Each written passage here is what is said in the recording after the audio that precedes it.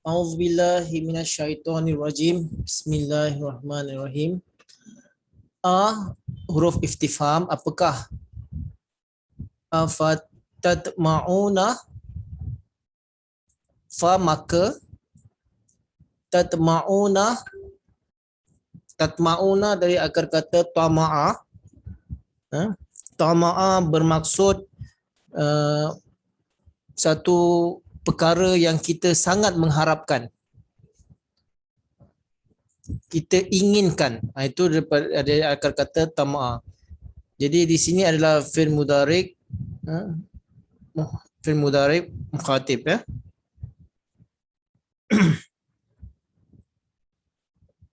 Dan tama'a juga boleh bermaksud mengharapkan dan menginginkan. Itu jugalah mengharapkan dan menginginkan.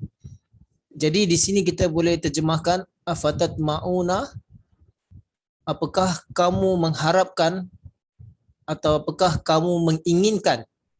Itu maksudnya. An iaitu yu'minuna, yu'minun sebenarnya, yu'minuna jadi ada lam, dia nun jadi gugur daripada akar kata amana. Amana maknanya ni fil mudhari', mudhari'. Jadi amana maksudnya yang betul-betul yakin dan percaya. Amana juga boleh bermaksud itaat. Amana juga boleh bermaksud mengikuti. Jadi kalau kata amana datang selepasnya ada sulah lam ataupun kadang-kadang dia datang dengan ba. Kalau lam bermaksud di sini maksudnya itu mengikuti. Ayu minu lakum, maknanya kamu mengikuti kamu. Kalau kata yang amanah yang betul-betul yakin, beriman, mempercayai, itu selalu dikaitkan atau disambung dengan huruf ba. Macam dalam surah Al-Baqarah kita baca yu'minuna bil ghaibi. Yu'minuna bil ghaibi, ada sambung bar situ, bil ghaibi. Mana di situ maksudnya betul-betul iman, yakin dan percaya. Tapi kalau dia punya sambungan dia dengan lam, itu maksudnya mengikuti atau berserah. Macam tu. Dalam Al-Quran banyak yu'minu ni atau amana atau yu'minu ni kemudian disambung dengan lam pun ada, dengan ba pun ada. Bila disambung dengan ba itu maksudnya dengan keyakinan, dengan keimanan, mempercayai. Tapi kalau disambung dengan lepas amana atau yu'minu dengan lam di sini, jadi maksudnya dia mengikuti atau berserah. Jadi di sini ini maksudnya berserah, sama juga seperti ayat dalam surah Taha di mana Firaun berkata kepada yang orang-orangnya yang mengikuti Nabi Musa selepas itu, ahli sihir itu, dia katakan amantum lahu qabla an adzana lakum. Apakah kamu, di sini kan ada lam situ, amantum lahu, apakah kamu mengikutinya. Di sini bukan maksud beriman atau yakin percaya kepada akidah, sebab Firaun dia tak heran pun tentang akidah, tapi di sini yang dihiraukan mereka tidak taat dan tak mau taat lagi kepada Firaun dan mau mengikuti Nabi Musa alaihissalam. Jadi di situ gunakan lahu. Jadi di sini pun ayu minulakum, mengikuti kamu maksudnya. Lakum bagi kamu, kum kamu, wa dan qad fil madi, kana ni baru saja. Waqad kana ni pun madi, maknanya yang dah lepas. Qad kana di antara mereka telah atau adalah fariqun. Fariqun ni maksudnya kumpulan orang. Itu dikatakan fariqun, kumpulan orang atau kelompok orang-orang. Min dari hum, mereka.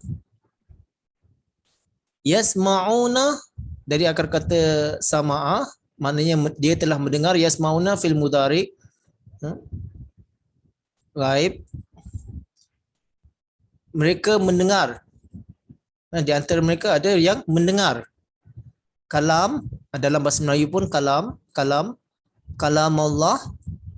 Kalam Allah maknanya perkataan. Kalam maknanya perkataan Allah. Summa, kemudian, yuharrifunahu, hutunya yuharrifu ni dari akar kata harafa. Harafa maksudnya dia menukarkan sesuatu dengan benda yang lain. Itu maksudnya harafa. Sebentar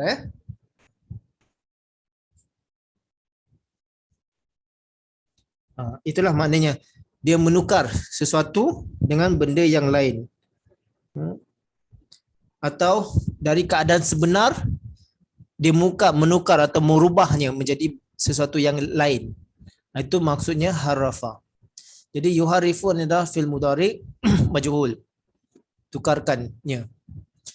Min dari ba'di, selepas. Min ba'di dari selepas itu. Ma apa? Akaluhu yang mereka, dari akal kata akal juga, mereka faham perkara itunya, benda itunya tu akaluhu, mereka telah faham sebenarnya benda tu. Akaluhu, mereka telah faham benda itu. Wah, dan hum, mereka ya'lamun, mereka mengetahui. Ya'lamun dari akar kata alama, maknanya alim, mengetahui. Ya'lamuna fil mudhari ghaib. Jadi dia mengetahuinya, mereka mengetahuinya. Jadi terjemahannya yang mudah, afatat ma'una ayyuminu lakum wa qad kana fariqum minhum yasma'una kalam Allah. Apakah kamu mengharapkan bahawa mereka akan mengikuti kamu, akan berserah kepada kamu? Waqad kana, dan sesungguhnya sebahagian daripada mereka itu mendengar perkataan-perkataan Allah. Summa yuharrifunahu min ba'di ma aqaluhu wa hum ya'lamun. Tetapi kemudian mereka merubahnya atau menukarkannya selepas apa yang mereka telah faham sebelumnya, dan mereka mengetahui hal itu. Jadi ini adalah sifat daripada Yahudi yang kita belajar dah beberapa hari ini, bahawa dikatakan di sini kepada Rasulullah sallallahu alaihi wasallam, apakah beliau sallallahu alaihi wasallam akan mengharapkan bahawa mereka akan mengikuti atau taat kepada beliau?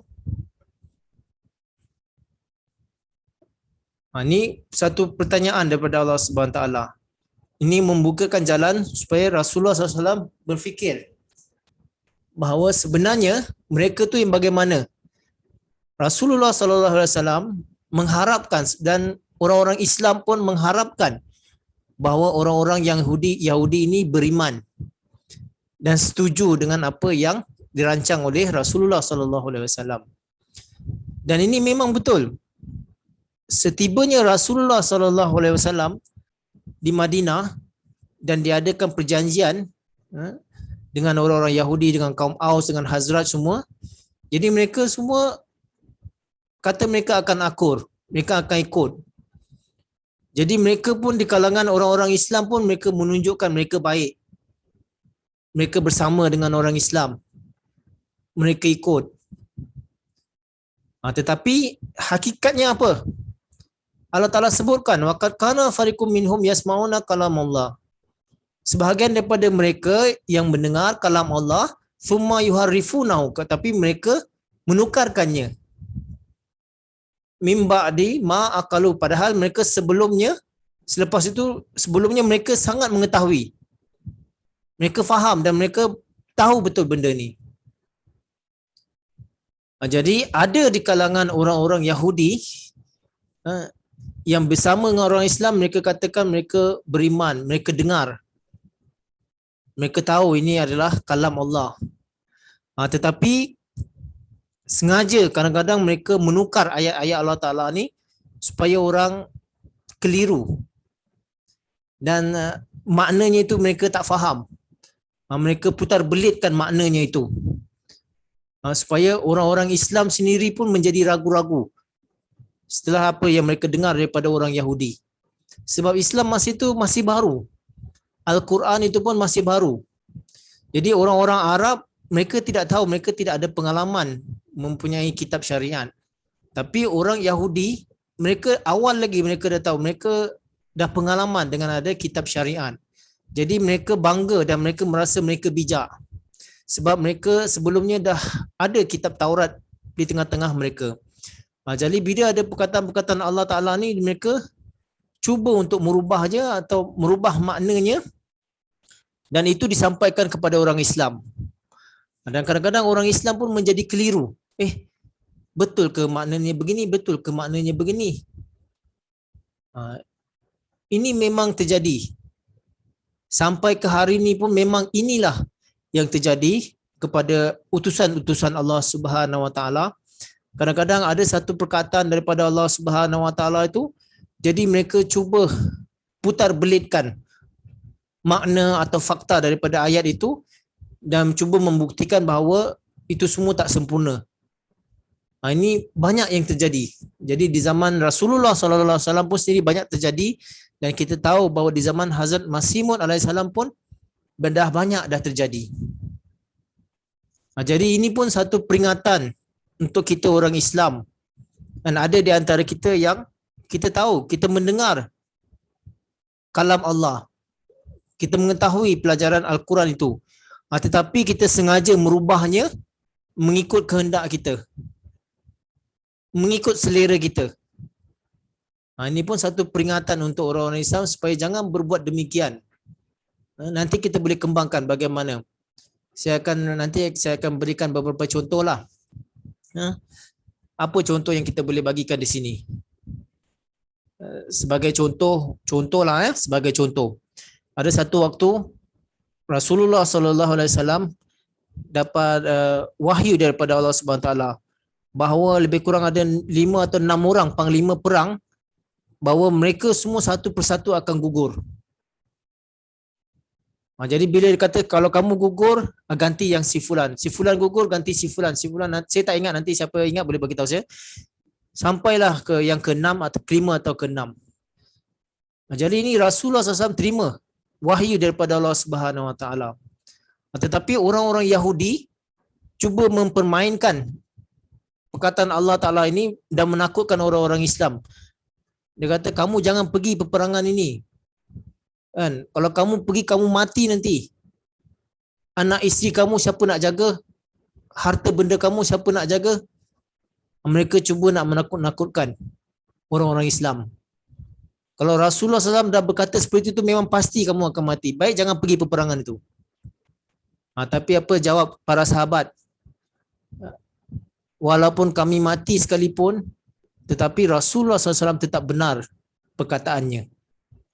Jadi mereka tetap tabah. Tapi ini contohlah, contoh bahawa mereka cuba nak merubah, nak menakutkan orang daripada apa yang didengar. Nanti kalau ada siapa lagi nak berikan contoh dalam sesi soal jawab nanti boleh tanyakan. Kita sambung pada ayat yang seterusnya. Wa dan idza, ingatlah apabila laku, ni kita dah belajar sebelum ni, laku maknanya mulakat, berjumpa. Lakul lazina, orang-orang yang amanu, orang-orang yang telah beriman, qalu, mereka mengatakan, jamak ni, mereka telah mengatakan amanna, kami telah beriman. Wa dan idza, apabila khala maknanya keluar atau pergi. Ba'du sebahagian, hum mereka, ba'duhum sebahagian kepada sebahagian mereka, ila kepada ba'din sebahagian yang lain, qalu lalu mereka berkata, huruf istifham, apakah tuhaddisuna ni ada daripada hadasa, maknanya kamu bahaskan, bicarakan, ceritakan, ni berhadasa. Dari situlah perkataan hadis, apa yang disampaikan. Dari hadasa ni hadis. Hum mereka, kepada mereka, hum ini kembali kepada orang-orang Islam. Bima dengan apa? Fataha maknanya telah dibuka. Fatah Allah Ta'ala telah bukakan. Fatah Allah. Ala ke atas kum, kamu. Nanti saya terangkan kum ni orang Yahudi tadi. Li supaya, li yuhaju, ni haja berhujah. Kita dah belajar juga sebelum ni. Yuhaju supaya diperhujahkan. Kum kepada kamu. Bihi dengannya. Inda di sisi. Inda ni kita ada dua makna di sini. Inda rabbikum pada sisi Tuhan, atau inda rabbikum maknanya pada hukum Tuhan. Sebab apa? Dia ada ayat inda ni biasanya kita kata di sisi. Tapi ada juga maknanya yang maksud hukum. Sebentar. Yang dikatakan hukum ini contohnya diberikan di sini. Fa izlam ya'tu bisyuhada'i faulaika indallahi humul kazibun. Ini dalam surah An-Nur, di mana untuk orang-orang yang menuduh isteri-isterinya atau siapa-siapa wanita tanpa membawakan 4 saksi. Jadi indallahum kazibun. Indallah di sini, indallah maksudnya bukan maksud di sisi Allah. Maksudnya pada hukum Allah. Pada hukum atau undang-undang Allah, mereka itu adalah pendusta. Inda rabbikum, iaitu pada hukum-hukum rabbikum. Rabb maknanya Tuhan kamu. Tuhan kamu. Huruf istifham, apakah? Fala, maka kamu tidak. Ta'qilun, kamu berfikir. Kamu mengetahui atau kamu berfikir tentang itu. Jadi terjemahan dengan tersifir ringkasnya, wa idza laqul ladzina amanu qalu amanna. Dan ingatlah apabila mereka berjumpa dengan orang-orang yang beriman, mereka mengatakan kami telah beriman. Tadi saya dah terangkan bahawa amanah ni satu maknanya beriman, yakin, percaya, satu maknanya mengikuti pun juga. Mengikuti atau berserah. Wa idza khala ba'duhum ila ba'din qalu atuhaddisunahum bima fatahallahu alaikum. Dan apabila mereka pergi kepada sebahagian daripada mereka kepada sebahagian yang lain, lalu mereka berkata, apakah kamu menceritakan atau menyampaikan kepada mereka pada apa yang Allah Ta'ala telah bukakan kepada kamu? Jadi di sini digambarkan, saya dah katakan tadi, orang-orang Islam awalnya tidak bersangka buruk kepada orang-orang Yahudi, bahawa mereka ni pasti akan taat dan ikut kepada Rasulullah SAW, akan ikut kepada pentadbiran yang baru ini. Dan mereka akan patuh kepada perlembagaan Madinah yang dibuat oleh Rasulullah SAW. Dan mereka memang menunjukkan mereka memang akan taat kepada perlembagaan Madinah. Dan di kalangan orang Islam, mereka berjumpa, mereka kata kami akan taat ni. Amanah saya dah katakan tadi, mereka taat atau ikut. Wa idza laqul ladzina amanu qalu amanah. Bila mereka berjumpa dengan orang-orang Islam, mereka katakan kami akan taat, kami akan bantu, kami akan sokong, kami akan pertahankan Madinah daripada musuh-musuh luar. Macam-macamlah perkataan yang mereka sebutkan untuk memberikan keyakinan kepada orang Islam. Dan mereka juga kata, Nabi kamu betul. Mereka pun ada menyokong, mengatakan bahawa Nabi Muhammad SAW kedatangannya itu ada dalam Bible pun.